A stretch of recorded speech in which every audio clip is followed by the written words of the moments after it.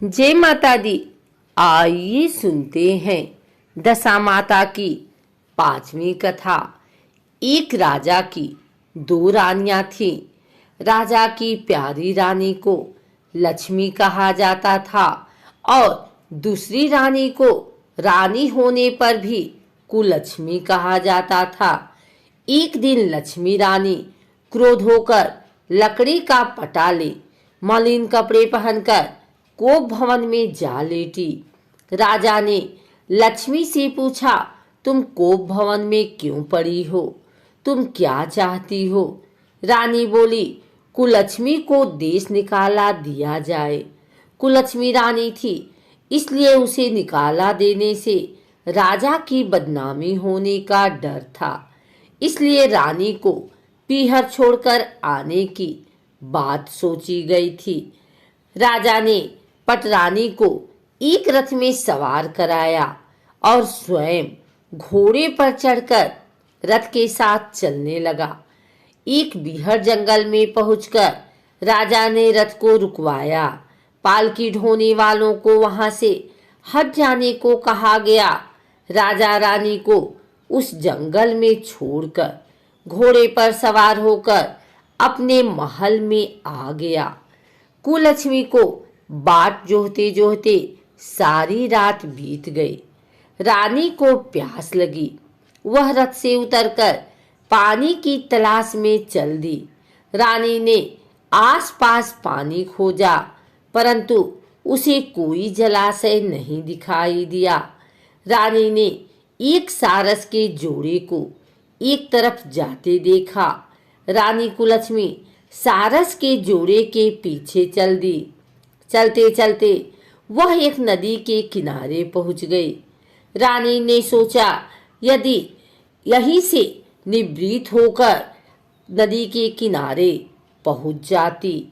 कुलक्ष्मी सारस के जोड़े के साथ साथ ही नदी के किनारे पहुंच गई।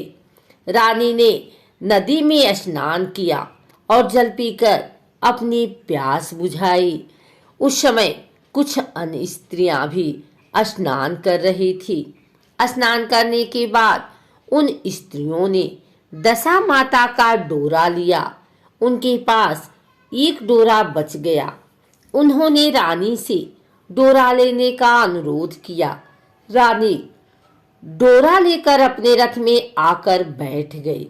दशा माता ने रानी की परीक्षा लेने के लिए एक बुढ़िया का वेश धारण कर उसके रथ के पास आई। वह रानी से बोली कि बेटी, यहाँ बैठी क्या कर रही हो? रानी ने बुढ़िया से कहा, पहले तुम बताओ, तुम कौन हो? बुढ़िया ने उत्तर दिया, मैं तुम्हारी मौसी हूँ। तब रानी उसके गले लगकर रोने लगी। उसने अपना विपदा भरी सारी कहानी बुढ़िया को बता दी। अंत में रानी ने बुढ़िया से कहा, अब मुझे केवल तुम्हारा ही सहारा है, मेरी रक्षा करो। दशा माता की कृपा से उसी जगह माया का शहर बस गया। रानी के भाई भाभी आदि सारा मायका वहां प्रकट हो गया।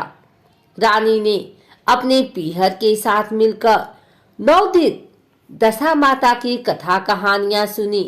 10वें दिन डोरे की पूजा होनी थी। उस दिन सवेरे उठकर दशा माता ने रानी से कहा, नदी में स्नान कर आओ, वहां तुमको स्वर्ण कलश मिलेगा, तुम उसे ले लेना और जो डोली तुम्हें लेने आए उसमें बैठ जाना। किसी से ये मत पूछना कि यह डोली किसकी है। रानी ने नदी में स्नान किया। वह स्नान करके बाहर निकल आई तो उसे 2 स्वर्ण के कलश नदी के किनारे रखे मिले। उन्हीं के पास रेशमी वस्त्र रखे थे। उन वस्त्रों को रानी ने पहन लिया। वह चलने को तैयार हुई तो उसे डोली आती दिखाई दी।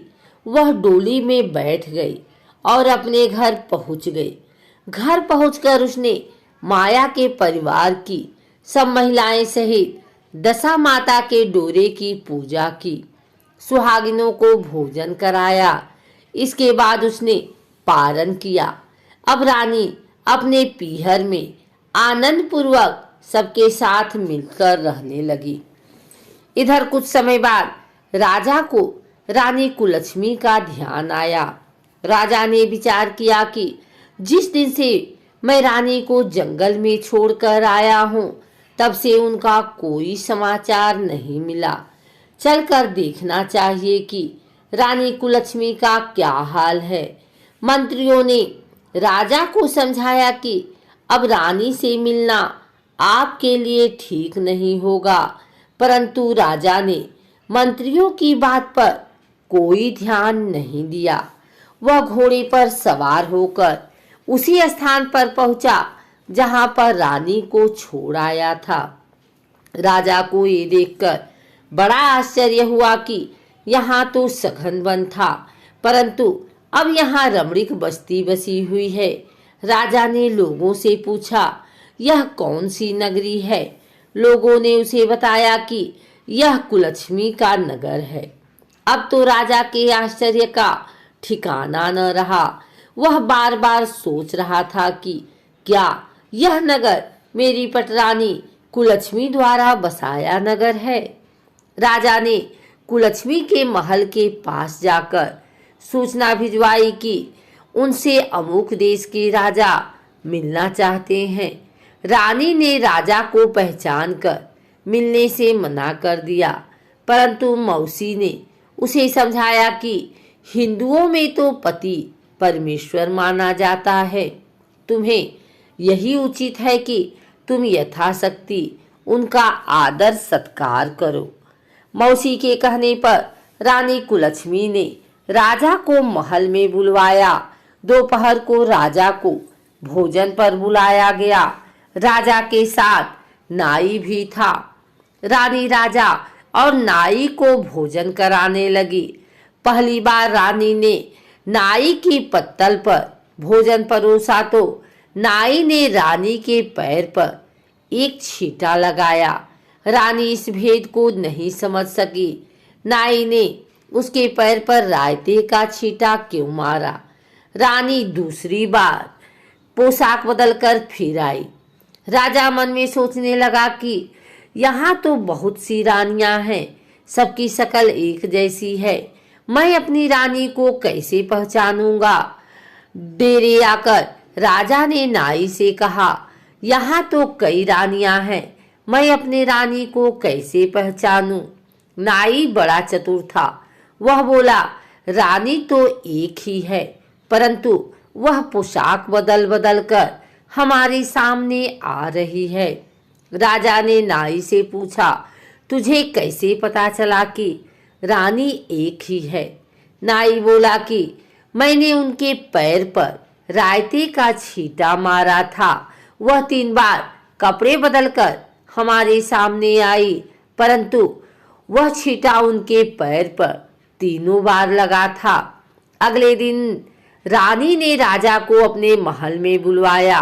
राजा को अपनी मेज पर बिठाकर खाने के लिए पान का बीड़ा दिया। पान खाकर राजा पलंग पर लेट गया और रानी उसके पैर दबाने लगी। राजा ने रानी से अपने किए के लिए क्षमा मांगी और रानी को अपनी राजधानी में चलने को कहा। रानी ने कहा, आप मुझे किस मुंह से चलने को कह रहे हो?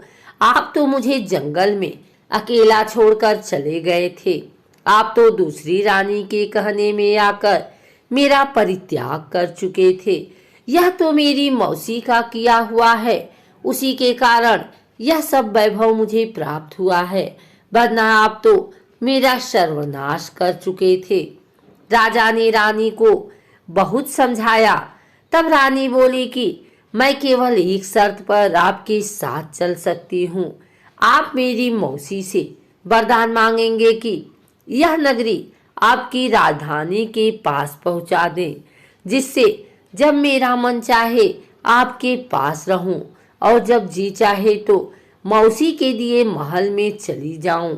मेरी मौसी बड़ी दयालु हैं, संभव है कि वह हमारी बात मान जाए।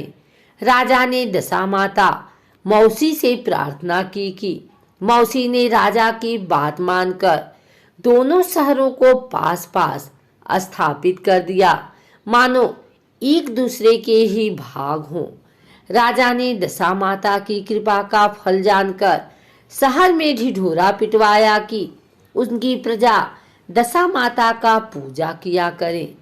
भगवती दशा माता ने जिस प्रकार कुलक्ष्मी पर दया की, वैसे ही दया सब जने पर करना।